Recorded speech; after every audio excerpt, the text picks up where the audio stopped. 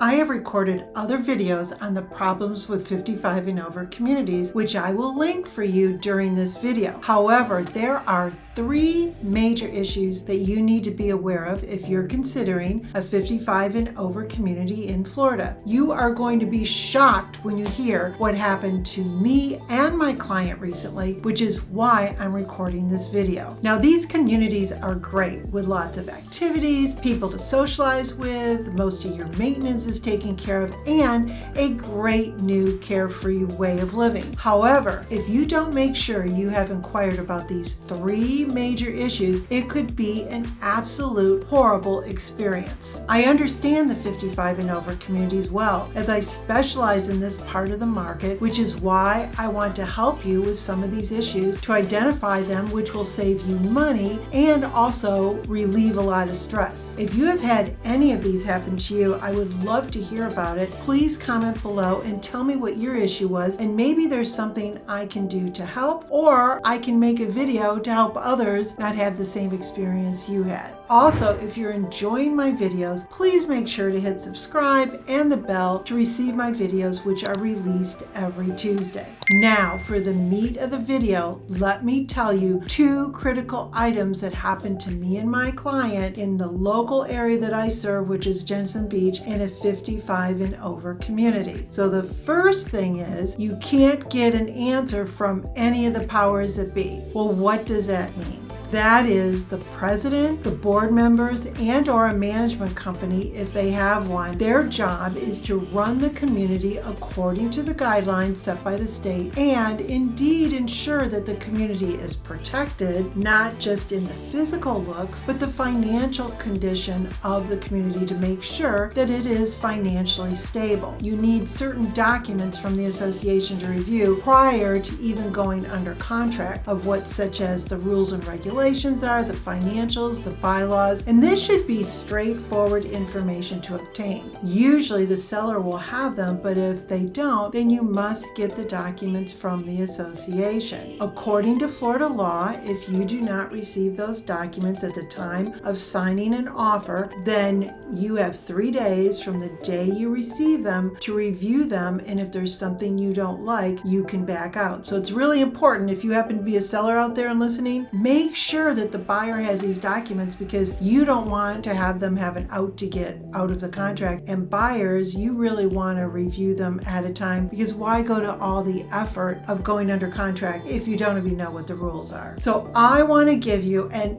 absolute red alert. If you or your realtor call any of the people that I just mentioned, and for weeks and weeks and weeks through email, text messages, phone calls, they don't call you back, or even pounding on their door, I am going to tell you, you need to run. Typically, this means that they don't know what they're doing. They are unorganized. If they're unorganized by not even calling you back in the beginning, how are they running the community? It's really like you pull up to a home that's for sale, and if the outside of the home doesn't have great curb appeal or doesn't look maintained, don't you sometimes think of, well, if they're not maintaining it on the outside, then they're probably not maintaining it on the inside. The same rule applies with these associations. They need to run it like a business to protect everybody within that community, and that is everything from documents to the outside lawn to everything involved. You must know the association's financial stability, because if you do not receive the financials, which is a budget of monies they have coming in and monies they have coming out, how do you know there's not going to be a special assessment down the road? So it's very important that you get those. And do you know, in the one that I was dealing with, we could never get a financial statement. The best we could get was their bank statements for,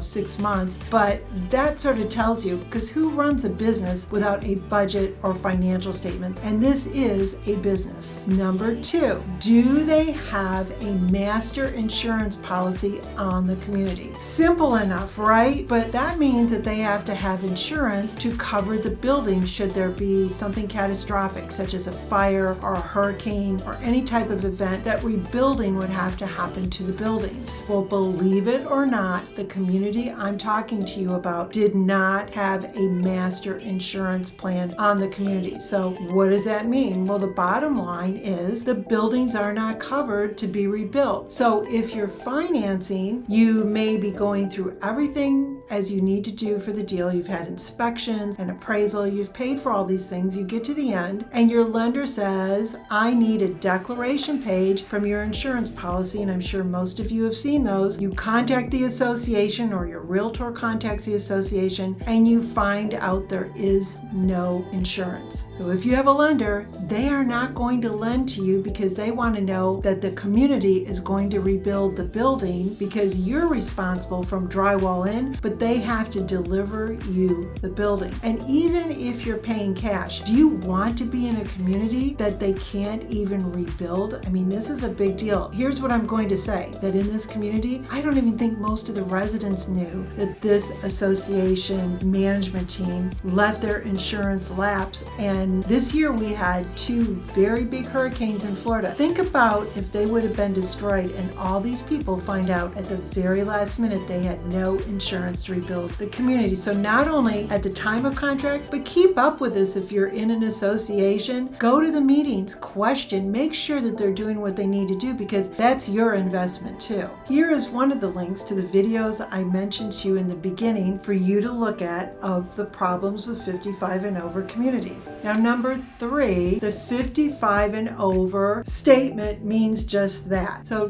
don't let anyone tell you that you can let anyone stay in your home if you are in a 55 and over unit unless someone 55 and over is in there. So maybe there is an exception somewhere. However, I'm going to tell you pretty much across the board that is the rule. So younger people can come visit. It's great. All communities allow that. They all have specific times that they can be there. However, if you have grown children or friends that are not 55 and over and you want to give them the keys to come down and have a great time, they can't unless one of you are there or someone is 55 and over. And I have spoken to a lot of people who want to purchase, and at first they're not believing me until we read the regulations, and that's absolutely true. So either make sure there's an exception in the community you're moving to, and if not, you need to really think about, is this okay? Maybe you don't want the kids down there, but you really need to know ahead of time that that is the rule. Well, let me know if you have had any of these issues. Like I said, please comment below. Maybe there's something else there. And here is the next video on problems with 55 and over for you to look at. And in the meantime, I want you to have a great day. And until next time, see you later.